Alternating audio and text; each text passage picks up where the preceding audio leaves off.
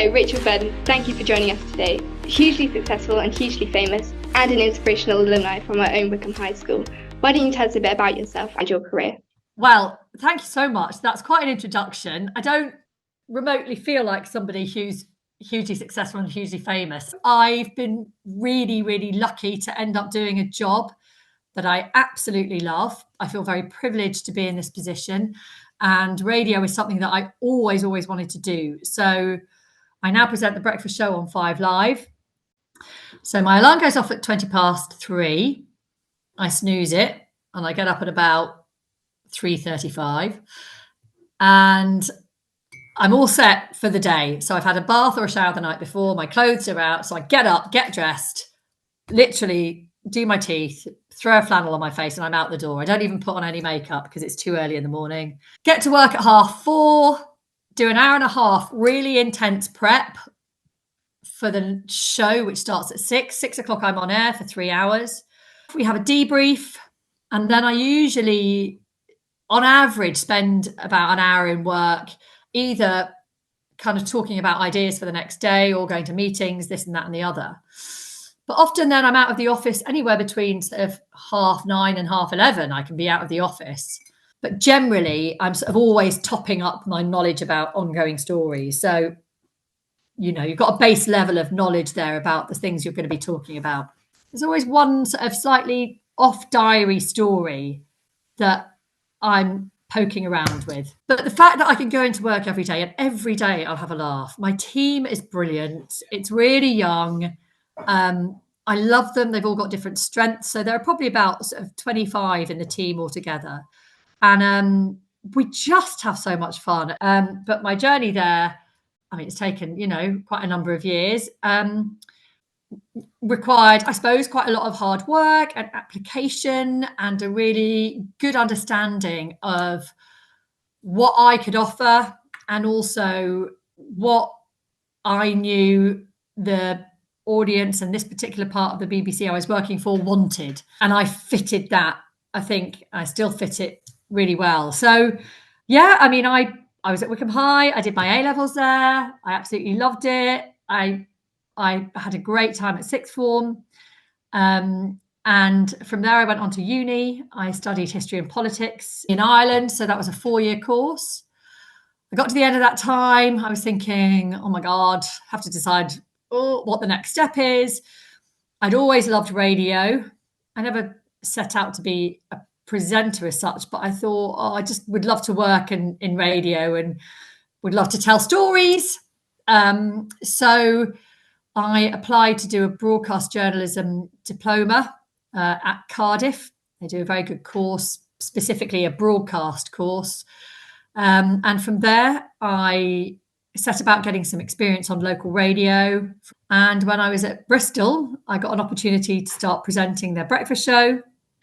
Did that for a couple of years. But 5 Live, where I've been for 20 years now, which is a really scary thing to say, 5 Live was always the place that was the network I listened to and loved. And it appealed to me because of the kind of tone of the station, the kinds of stories they covered. I was just pretty lucky, actually, to have a boss at Bristol who spoke to the boss at 5 Live and said, I think Rachel might be a good fit for you. Why don't you have a listen to her? And that's what happened. He did. Came and listened to me, invited me to come in and do some shifts for them. And I've sort of been there ever since. And 12 years ago, I was put on the breakfast show with Nicky Campbell. He moved on a couple of years ago. I now present with another guy, Rick Edwards. And yeah, it's probably time to move on and do something else. But at the moment, I'm really enjoying it still, which is a brilliant position to be in. I feel very fortunate. Well, that sounds really amazing. You said you always wanted to be a reporter and a journalist. So did anything spark that at all? Or was it just always there? Yeah, well, I suppose journalism has always been part of my life because my dad is a journalist. My dad worked for the BBC. So I grew up in an environment where consumption of news and current affairs was just part of everyday life. And I loved it. I love politics. That's why I studied it at A-level, and that's why I studied it at university. Now, did I, when I was little, say to myself, oh, when I grow up, I want to be just like my dad? No, of course not, because nobody wants to be like their parents when they're little at all. But I'd always give my family credit for the kind of instinctive interest and appetite I had for news. 5Live, when I was at university, had only just become this continuous speech news network. So I used to listen to it all the time when I was at uni. You mentioned about your parents obviously being very helpful in your career and everything, but did you ever have any other role models, maybe people you looked up to besides your dad that were in the industry?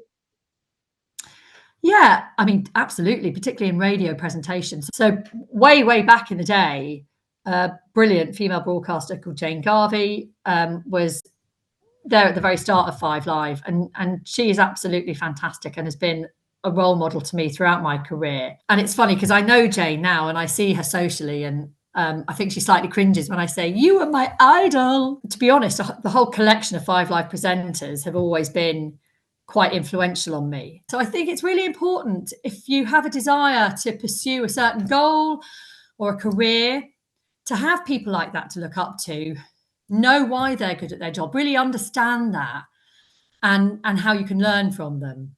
And even now, I have role models now. I hear Jane speak and I still think she's got an amazing sort of instinctive broadcasting style.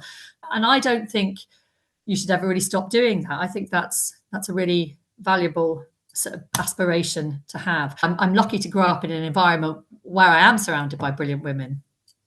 And I guess that's a really nice thing for girls going into that career as well, going, look at all these amazing role models we have. Were there any challenges that you faced along the way? Yeah, for sure. Absolutely. So there were times in my career where I felt like I was a bit stuck, wasn't really moving forward. So I really had to push at that door quite a lot. So that sort of sense of being pretty determined, not being put off, just really going for it. That's one area where, you know, if you sort of have an idea of, it wasn't even like my absolute goal was to be a presenter on this program or whatever. It was, I really want to give this a go. I had a premature baby, so I was off work very early with him, 2 months earlier than I was expecting to be, but that I was brilliantly supported by my management at work, but that was still, you know, a real shock and a surprise. I had the whole equal pay issue at the BBC, which was really difficult, where female presenters, but actually it sort of bled right down through the organisation, became aware that there were these disparities, unexplained disparities in the way that men and women were paid. And it took years of fighting and collective action to get that addressed. And it's ongoing, really, in many ways. I've proactively built networks with other women in the organisation. And I've got, at the moment, a female editor and a female managing editor of our network as well. So my immediate boss and then my boss are both women, and they're both excellent. Yeah, ups and downs, good and bad, like in anyone's career experience, I guess. Yeah, but it's amazing to see so many female leaders and stuff within the BBC and everything. Despite these setbacks in your career, you've achieved so much. But do you say there's one thing that's definitely been a highlight in your career, or something that you're most proud of? Oh, yeah. I mean, there are a few. The things that really stick in my head are the trips abroad, which I've been really lucky to go on. So, well, London 2012, the Olympics, 2 weeks in London was an absolute joy.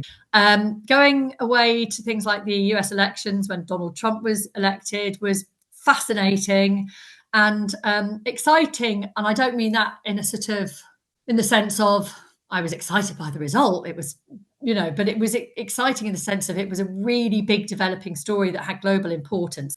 What's one piece of advice you'd share to people watching if you want to leave one message with them?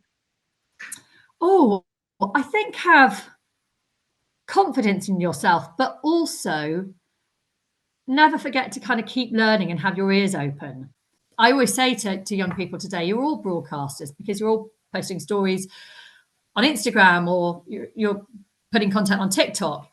So you've got amazing abilities and an amazing understanding of media. And if you're interested in getting into that job, you know, give yourself a lot of confidence from knowing that. In many ways, you're way ahead of a lot of adults these days who are trying to get to grips with that. Well, once again, thank you so much for talking to us. It's been lovely to hear from you today.